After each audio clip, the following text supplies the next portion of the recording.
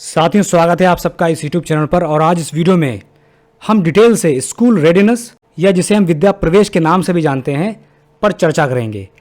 किस तरह ये कार्यक्रम संचालित किया जाना है, कौन कौन शिक्षक इसको संचालित करेंगे, इसकी समयावधि और किन बच्चों पर कार्यक्रम है, इसके सारे बिंदुओं पर बारी बारी से चर्चा करेंगे। तो चलिए शुरू करते हैं। स्कूल रेडीनेस के बारे में 12 मार्च 2025 को एक आदेश आया था जिसमें इसके बारे में विस्तृत चर्चा की गई है। मैं संक्षेप में इसके बारे में आपको बताता हूं। इसमें निदेशक से लेकर नोडल शिक्षक जिन्होंने स्कूल रेडीनेस की ट्रेनिंग की है वो कक्षा 1 के नोडल शिक्षक कहलाते हैं। उनके दायित्व निर्धारित किए गए हैं। इस आदेश की कॉपी और मैं यहाँ इस वीडियो में जितने भी प्रपत्र दिखाऊंगा उन सब का लिंक डिस्क्रिप्शन में दे दिया है। वहाँ से जाकर आप डाउनलोड कर सकते हैं, वरना उन्हें डाउनलोड करने में आपको बहुत ही कठिनाई का सामना करना पड़ सकता है। तो चलिए शुरू करते हैं आगे। इसके 2 फेज प्रारंभ होंगे।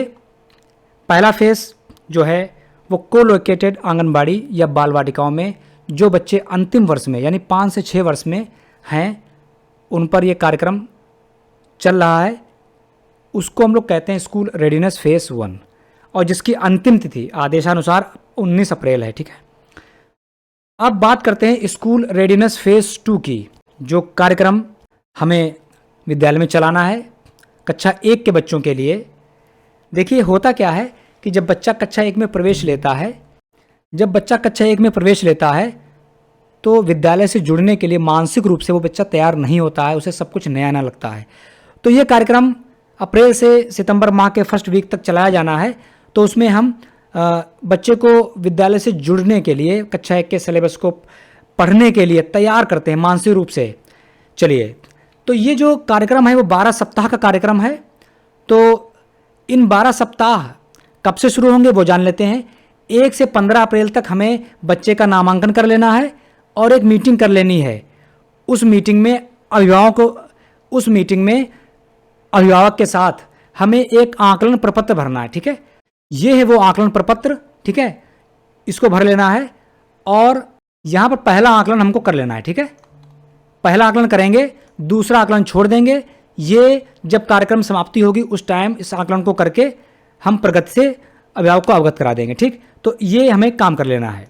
उसके बाद में 15 अप्रैल से 20 मई तक फिर छुट्टी हो जाएगी। 21 जून से अगस्त के तृतीय सप्ताह तक ये कार्यक्रम चलाना है। ठीक है, और अगस्त के अंतिम सप्ताह से सितंबर के प्रथम सप्ताह में इस कार्यक्रम की समाप्ति हो जाएगी और बच्चों की प्रगति को अभिभावक से हम शेयर कर देंगे। ठीक है, तो इन 12 सप्ताह का जो कार्यक्रम है इसको किस तरह संचालित किया जाता है इसका स्ट्रक्चर हम समझ लेते हैं। देखिए इस पेज को आप अच्छे से देखें। 1 से 8 सप्ताह तक हमें शिक्षक संदर्शिका और स्कूल रेडीनेस साप्ताहिक कैलेंडर पर काम करना है। आइए इन दोनों को देख लेते हैं। तो ये जो है ये है हमारा कैलेंडर है 12 सप्ताह का। ठीक है, इसमें आप देखेंगे सोमवार से शनिवार तक आपका टाइम टेबल दिया हुआ है और यहाँ पर 7 कालांश होते हैं। ठीक है, तो इन कालांश को देख लें। पहला कालांश में ये मानव सर्कल टाइम है, ठीक, स्वतंत्र खेल है। इस तरह से ये हमारे पास जो है 12 सप्ताह का कैलेंडर है।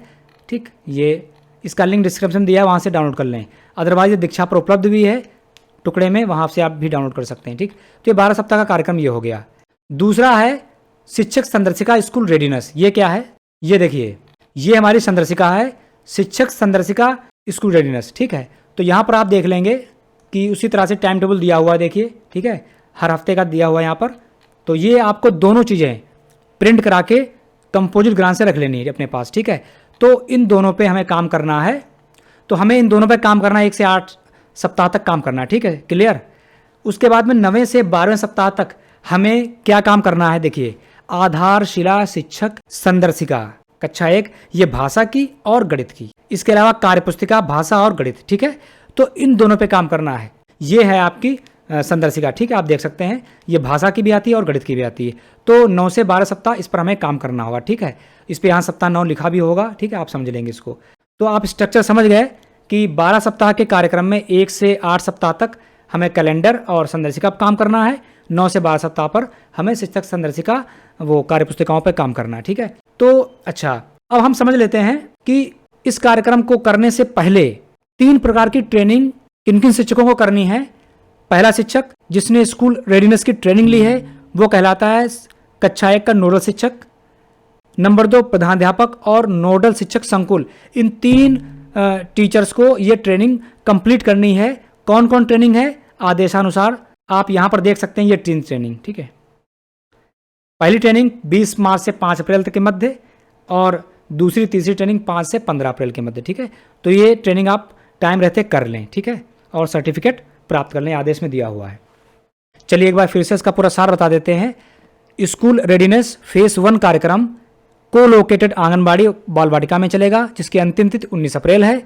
स्कूल रेडीनेस फेज 2 कार्यक्रम कक्षा 1 में नवीन नामांकन बच्चों पर चलाया जाना है और इसमें 12 सप्ताह का कार्यक्रम है। 15 अप्रैल से अगस्त के तृतीय सप्ताह तक चलना है, फिर सितंबर के प्रथम वीक में इसका समापन कर देना है।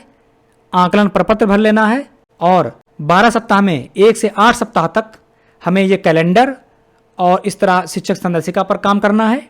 9वें से 12वें सप्ताह में हमें संदर्शिकाएँ क्रियान्वयन मिल जाएंगी और कार्यपुस्तिकाएँ मिल जाएंगी, उन पर काम करेंगे 9 से 12 सप्ताह तक, ठीक है।